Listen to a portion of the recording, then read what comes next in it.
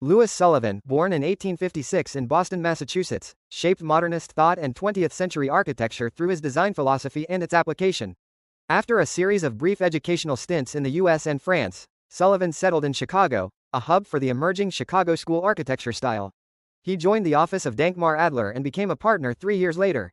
It was at this firm that Sullivan designed his most influential buildings, wrote his most influential works, and made a lasting impact on modern architecture. During the late 18th to early 19th centuries, the influence of the Industrial Revolution swept across the world. These huge technological transformations began to change the architectural landscape, both in theory and in practice.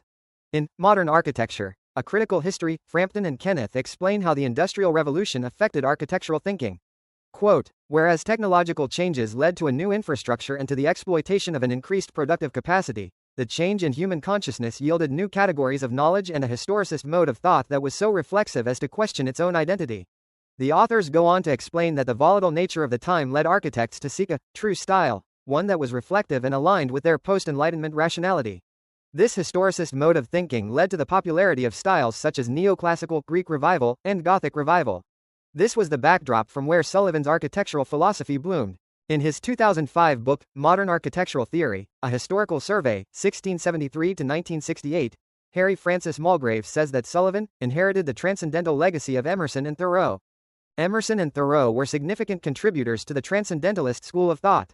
Transcendentalism was a reaction to post-Enlightenment rationalism, the latter of which posited that there was a mind-independent, universal, and objective truth, on which it could base its philosophy and understanding of the universe.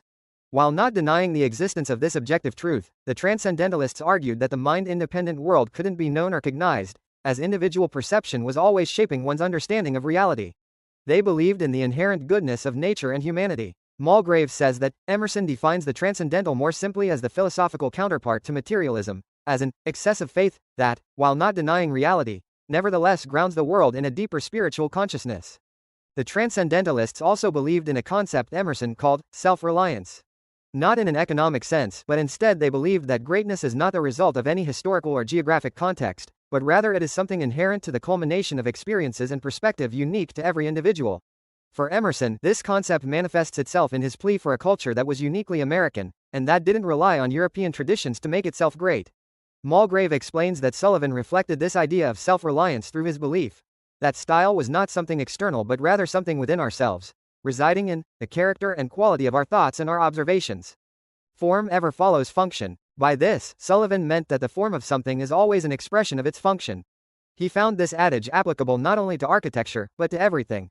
From his 1896 article, The Tall Office Building Artistically Considered, Sullivan explains how this concept applies everywhere. Whether it be the sweeping eagle in his flight, or the open apple blossom, the toiling workhorse, the blithe swan, the branching oak, the winding stream at its base, the drifting clouds, over all the coursing nun, form ever follows function, and this is the law. The function he refers to is deeper than the typological purpose of a building. Mulgrave explains that, for Sullivan, function bears no resemblance to mundane purpose. It is always a living force, an immaterial or vitalist force, while form is simply organic, structural expression. This harkens back to the architect's transcendentalist roots, where there is an immaterial force at the center of everything that manifests itself in that thing's unique identity. Sullivan argued that for each unique function or identity, a unique form should follow. He believed that the use of historicist styles appealed to arbitrary ideas of form, which had no organic connection to function. But despite this, the use of historicist styles dominated his contemporary architecture. Neoclassical, Greek Revival, and Gothic Revival were all imposingly prevalent in the United States. Their one-size-fits-all architectural attitude relied on historical familiarity and was not inherently an organic extension of their respective functions. In Sullivan's 1892 essay, Ornament, the architect rhetorically requests that his contemporary architects refrain from the use of ornament in their work, and focus on the naked form of the building. He says this to emphasize his belief that much is to be desired of the current state of architectural form, and that the popular styles were inappropriate expressions of the building functions they clad. Despite this, Sullivan wasn't at all opposed to the idea of ornamentation.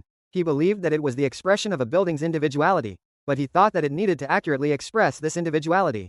The new typological function of the tall office building provided fertile ground for philosophically opposing the traditional styles and applying the design approach of form ever follows function. Louis Sullivan is referred to as the father of skyscrapers, not for inventing tall buildings, but for giving them identity and a new architectural language. After the Great Chicago Fire, the need for taller, space-efficient buildings led to the use of steel frame construction, pioneered by architect William LeBaron Jenney in his Fair Store building. Sullivan tackled the cultural and aesthetic issues of this new building typology. He believed skyscrapers should express their structure honestly rather than imitate classical styles, an expression of his principle, form follows function. To Sullivan, architecture was both practical and poetic, reflecting democratic and social values. His Guarantee Building, 1896, exemplifies this vision, combining vertical expression with natural ornamentation. In both design and theory, Sullivan transformed skyscrapers into symbols of progress and helped establish the foundation of modern American architecture. The Prudential Building, more commonly known as the Guarantee Building, stands as one of Sullivan's greatest architectural achievements. Located in Buffalo, New York, not Chicago, it was completed in 1896 and represents Sullivan's ideas about skyscraper design at their most refined. The building's structure makes use of a robust steel frame, from which an ornate terracotta cladding is attached. The steel structure allowed the building to reach its height of 51 meters, the tallest in Buffalo at the time, without compromising valuable floor space. This building isn't just notable for its height, but for the way it translates Sullivan's philosophy into architectural form. In his 1896 essay, The Tall Office Building Artistically Considered, Sullivan outlines 5 distinct functional zones within a tall building, each one clearly visible in the Guarantee Building. First, there's the underground level, which houses utilities like heating, power, and lighting, essential for operation but hidden from public view. Then the ground floor, designed for shops and banks, featuring wide open spaces for businesses that benefit from street-level access. Above that is the first floor, reachable by stairs and elevators, serving as a transition zone. The middle section of the building consists of multiple identical office floors, stacked vertically with efficiency in mind.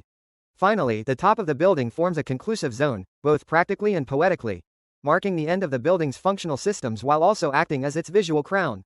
This clear separation of form and function allowed Sullivan to bring order and logic to what could have been a chaotic design. The building's circulation efficiently connects the programmatic volumes through stairwells and elevators. Broad, open circulation services the ground and first floors, allowing access to shops and businesses, while narrower hallways service the middle floors, so as to maximize the amount of office space per floor. The office floors form a U-shape in plan so that sunlight can still enter the central spaces. But the building goes far beyond function, it's deeply expressive. On the outside, the building is wrapped in rich terracotta cladding, an incredibly detailed, flowing ornamentation that emphasizes verticality and movement. This decoration wasn't classical or historical, it was a unique expression of the building typology. His organic ornamentation, inspired by nature and geometry, doesn't sit on the building like decoration, it integrates the building's structure into its design. This is an early intentional example of structural expressionism, where the form and ornamentation of a building are expressions of its structure. The Guarantee Building remains a powerful statement, a skyscraper that is as poetic as it is practical, embodying Sullivan's belief that beauty and function must coexist. Louis Sullivan's influence on architecture goes beyond his buildings. He mentored Frank Lloyd Wright, whose idea of organic architecture was shaped by Sullivan's concepts during Wright's early career at Adler & Sullivan. Although Wright later became a key figure in 20th-century architecture, his foundation was built on Sullivan's principles. Sullivan is known as the father of skyscrapers and father of modern American architecture. He pushed the idea that form follows function, which helped define the Chicago school and led architecture away from imitating the past. He viewed architects as visionaries and incorporated ornamentation based on geometry and nature. This approach created a uniquely American style that diverged from European traditions. Through his designs, writings, and mentorship, Sullivan established ideas that guided modern architecture and left a lasting legacy that still influences the contemporary architectural landscape.